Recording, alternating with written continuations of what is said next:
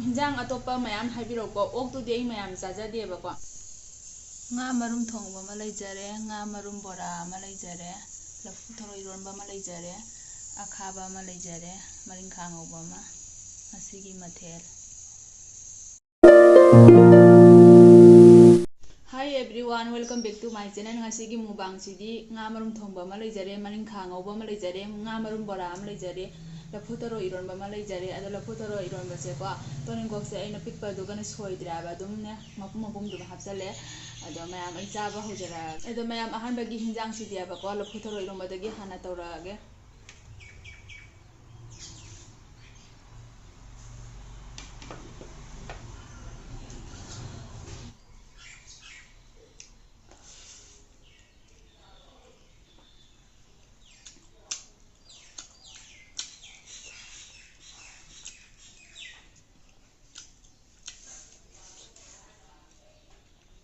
Marinkha ngaouba je phajana hawame.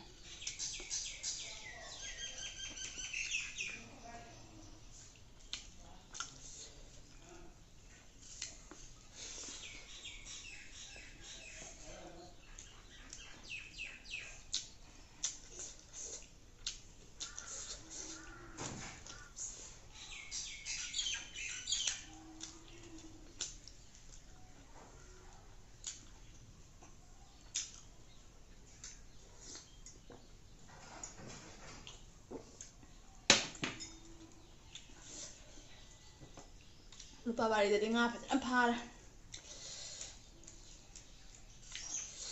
nga na wai jae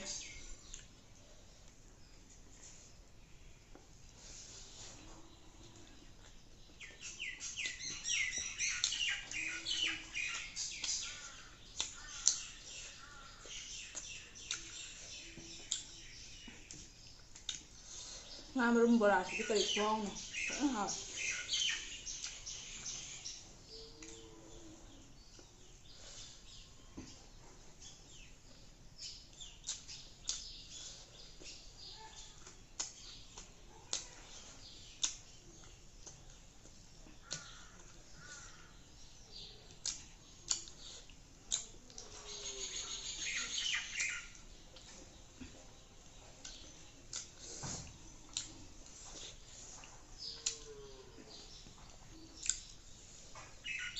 Ado mayam comment nang ka pajarake ko mayam da ado rohit khondramna haiba ko mathang da ok thongba yabira o ai chabira o haideni ko ma se yabira o ai natra din subscribe tawjarani ai ibong nang nathi phairani ai ko ado tu dei mayam chajade ba ko ado desa atop hinjang da oina haibiro ba ko ai okumba jen gumba du dei chajade ba ko dang achaba do oina haibiro ai dum chajarake ado okte chaba ngamjade ba ko jen ba chadraga ina okomai chagani ado mayam aina chaba hinjang do oina haibiro sa gumba di chajadabani na ne ko.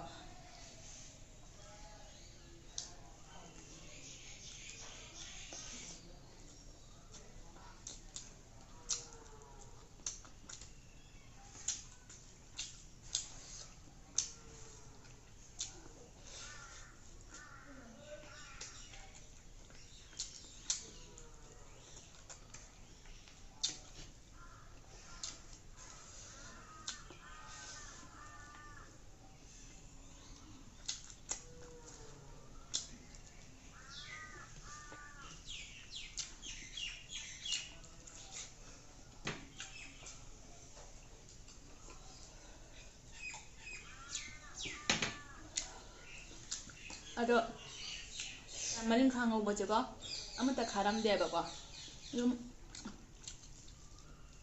chumna ge khame ngaouba chaba da man na tawre marinkha ngaouba da chu chaba da yam jawbo ne ba hinjana khajandana ne do akoina marinkha ge mari si sitlaba marinkha ngaouba matam da koi marinkha je sitok bi ba taraga di marinkha do amta kharoi ba khamen ga ngaouba da.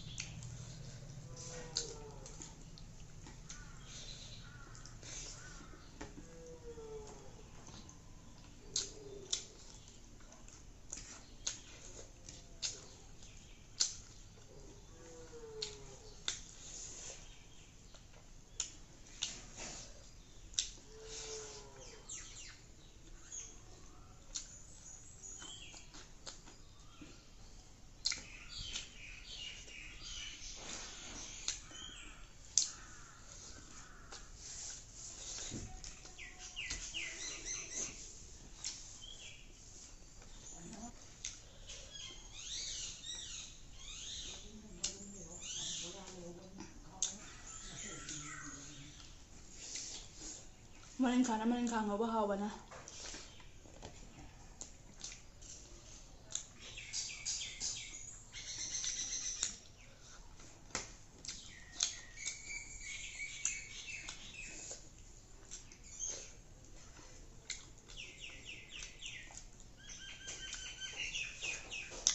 Nga mo buradi jam thate na hawe.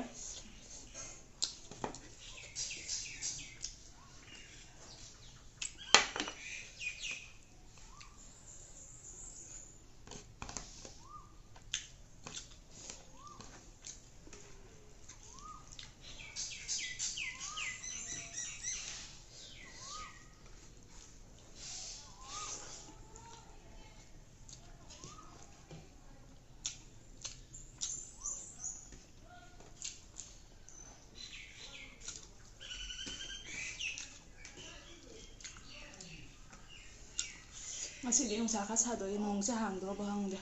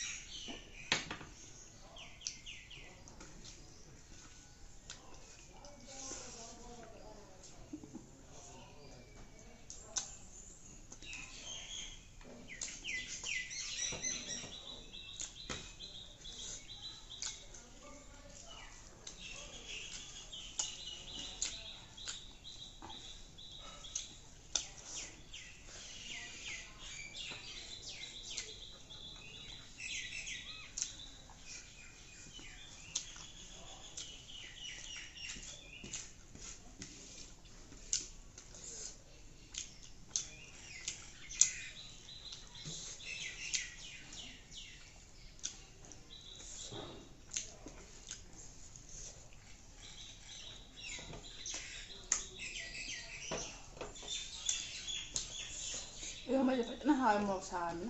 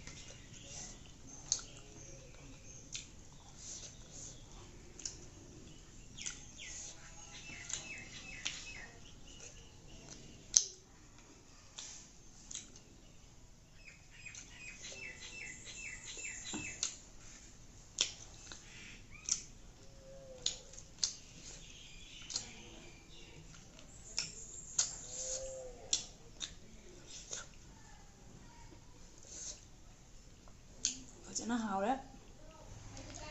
Matangsida video se swasiga loisenjrage nongna yengbe sini na oiba taragana subscribe to sambiro ngasigi di bye bye.